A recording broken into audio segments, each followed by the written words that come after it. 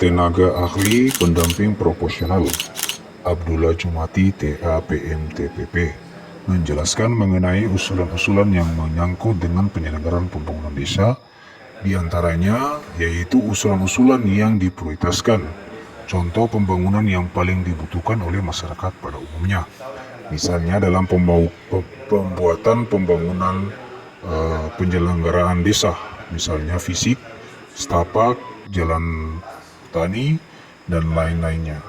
Maka di antara usulan-usulan tersebut, dipilihlah usulan yang menurut usulan tersebut sangat diprioritaskan dan juga faktor bencana yang kita lihat saat ini yang dialami oleh desa tersebut.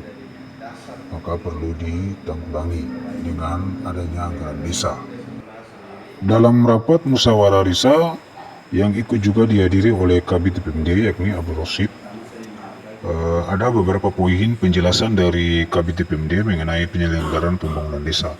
Di antaranya poin pertama itu mengenai pendataan kembali aset desa yang dibelanjakan yang dimiliki oleh anggaran desa.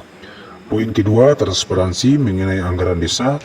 Yang dimaksud adalah papan proyek setiap pembangunan desa berupa jalan, setapak, spal, dan lain sebagainya harus dipapang atau dipasang papan proyek terlebih dahulu sebelum melakukan aktivitas pembangunan fisik.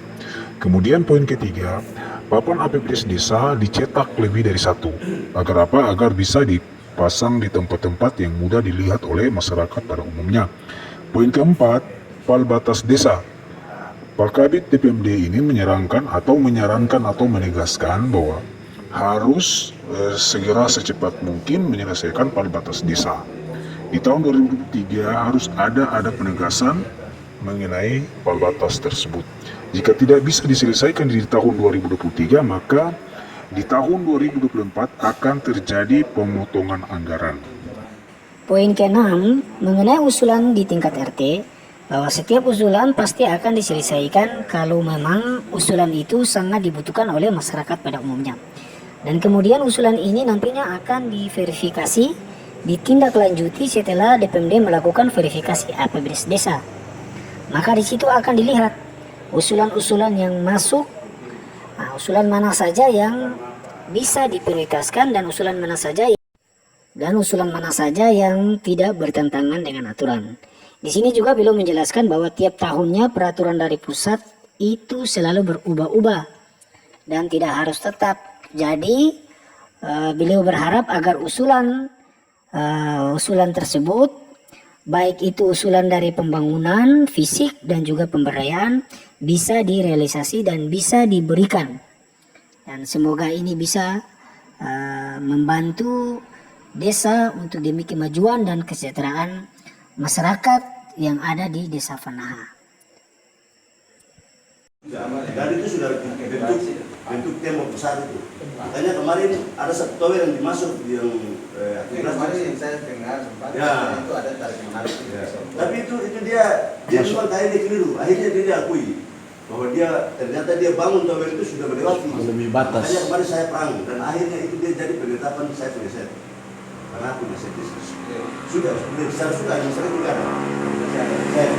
Jadi tower yang saya yang di sana itu adalah aset pemerintah di sana.